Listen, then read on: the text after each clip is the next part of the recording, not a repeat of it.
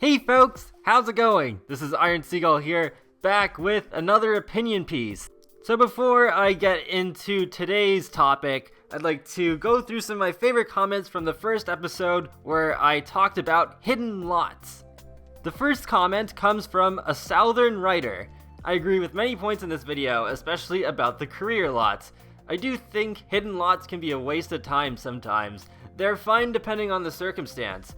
I just wish they would have made them livable, that way we'll have more room to house Sims and other lots. And I totally agree with this opinion because when I was reading this comment, I was just thinking about 6M and how awesome it would have been to live full time on this gorgeous planet, especially as an alien who hasn't left the planet yet. It just would have opened up some really cool storytelling possibilities. I think it would have been really fun.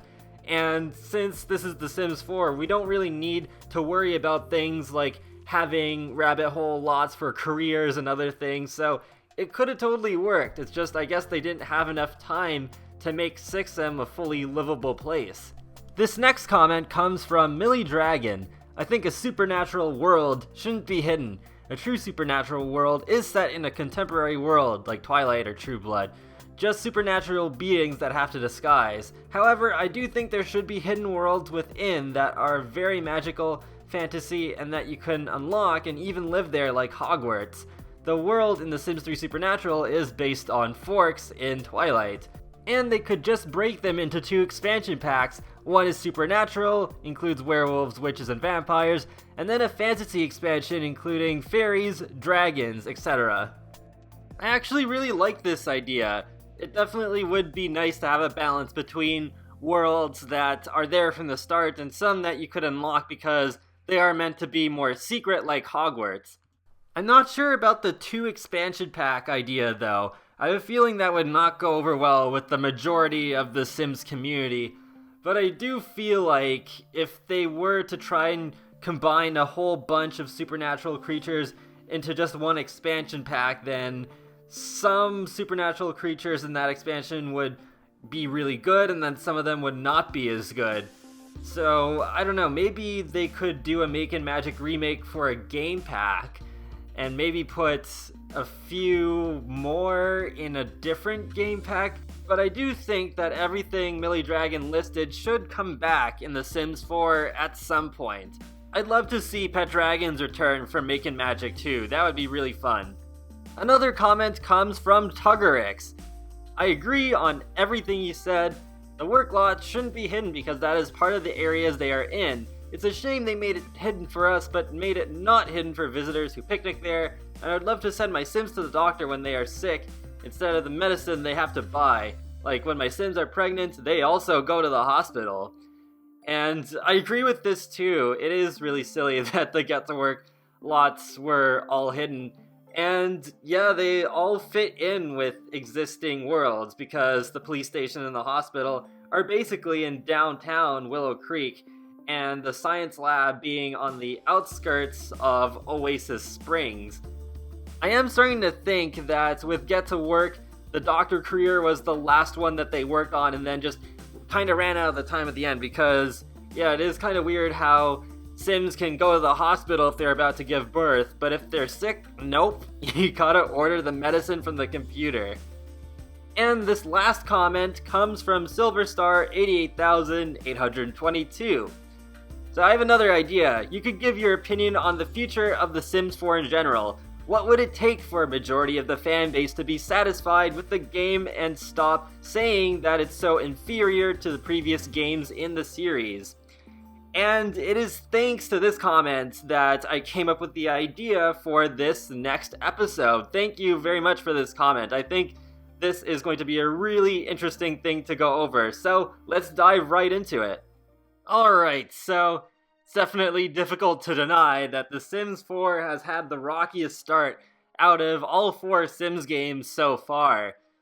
But despite that, could The Sims 4 do what SimCity 2013 could not? Could the game be turned around and end up eventually satisfying the majority of the Sims community? Well, this is a question that may initially seem really easy to answer, and it hinges on one particular feature. starts with the letter T. Yes, I'm talking about the T word, toddlers. I guess some of it also depends on how EA will handle this whole toddler situation. There's just so much secrecy. I think while I can understand the legal reasons why EA has not said anything, because they could always end up figuring out a way how to do toddlers later, because for all we know, they have actually really tried to put toddlers into the game, but for whatever reason they can't do it. But then if they just came out and said, oh, well, sorry, we can't put toddlers in The Sims 4, and then eventually later they end up finding a way to actually do it, then they've screwed themselves over. Plus, there was that explanation from SimGuru Graham a while back that with free content, they need to launch that within the same quarter of its announcement, unlike paid content.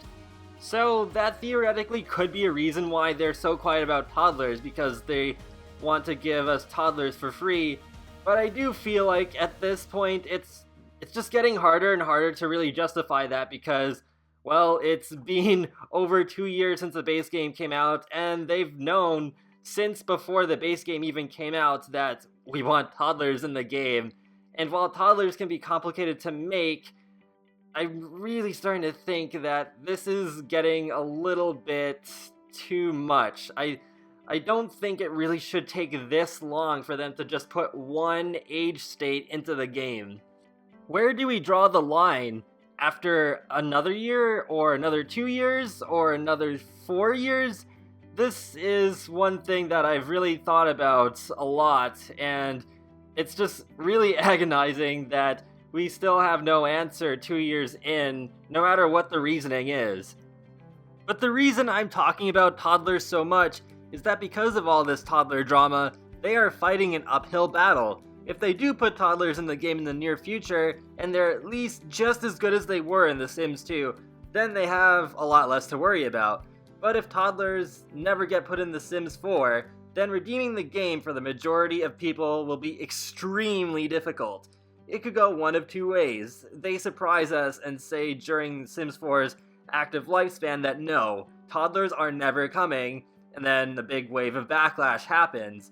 And then after that, Maxis either manages to still redeem the game with amazing content, or they fall short. There is also the possibility I've already mentioned with them never confirming or denying whether toddlers are coming, and then they release The Sims 5 when its time comes.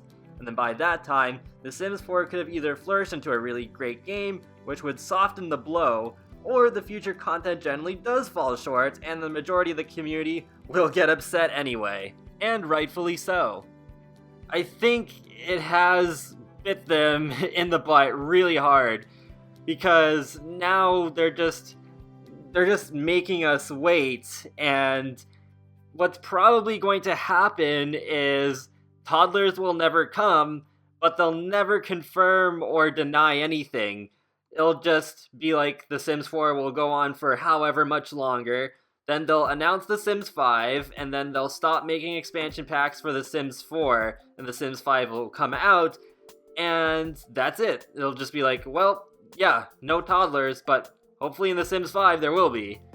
I've seen a lot of my friends from back when I started my YouTube channel more formally in 2013 either lose interest in The Sims 4 or The Sims entirely because of the way that The Sims 4 is being handled. I think whatever happens, a lot of us just want a final answer so that we can move on from this toddler issue already. But I did say earlier that if we don't get toddlers ever for The Sims 4, that it will be difficult to redeem the game, not impossible. So I think The Sims 4 could still end up pleasing a majority of the Sims community. It's just, it'll be a very, very, very, very, very, very, very tough challenge.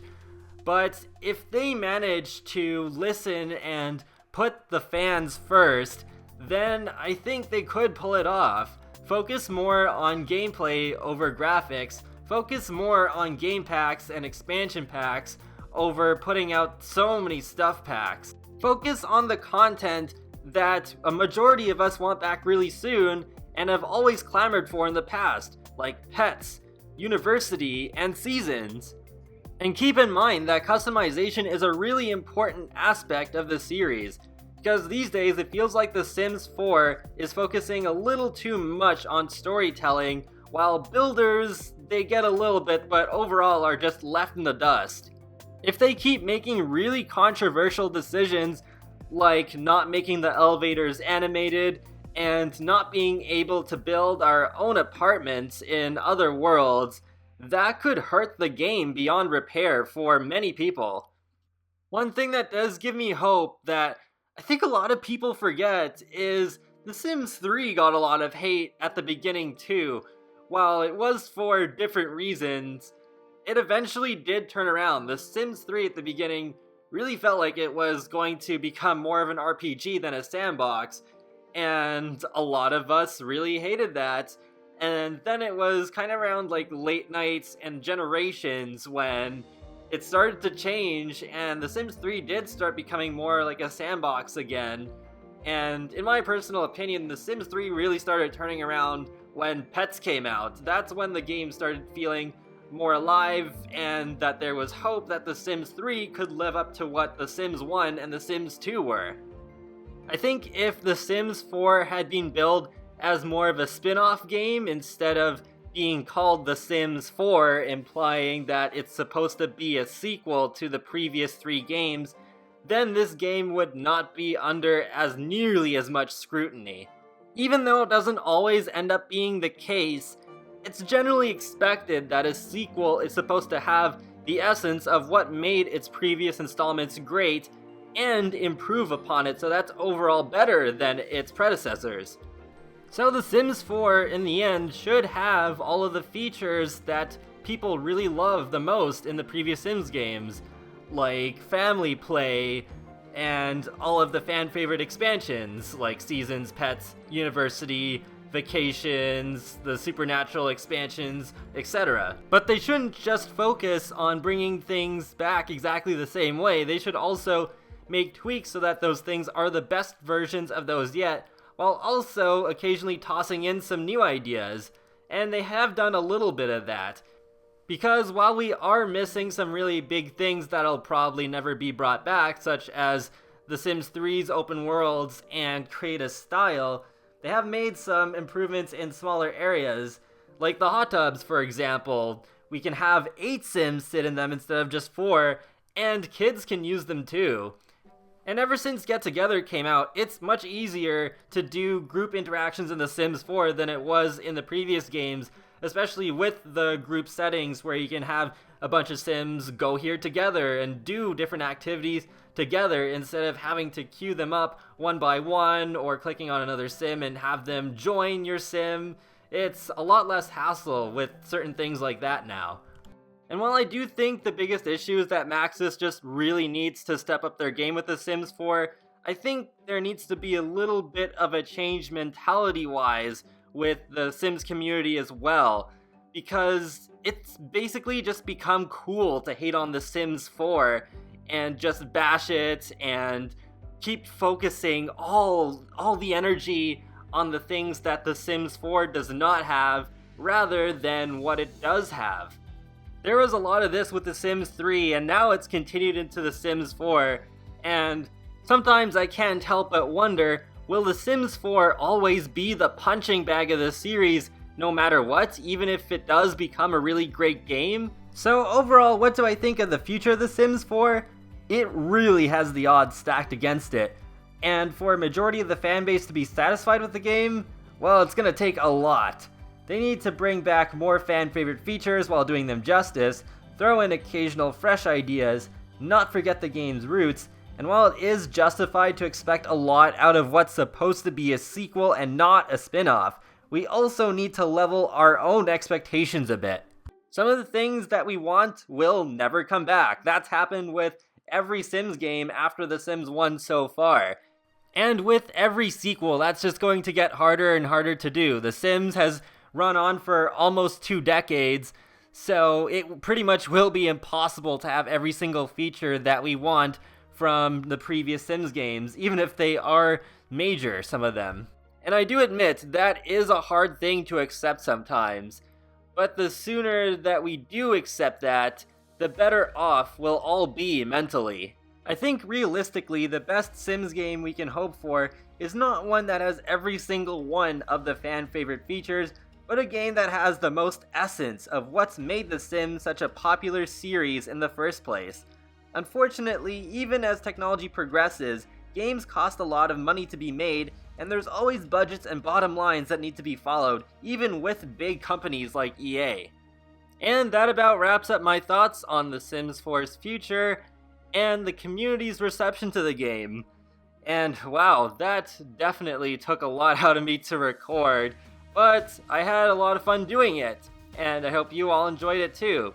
And just like with this episode, I will feature my favorite comments in the next one. So be sure to leave a like or a comment or even subscribe, because it lets me know that you like my channel, my videos, and it helps you keep up to date more easily with the latest content from me. I do videos on The Sims, Sonic the Hedgehog, and more.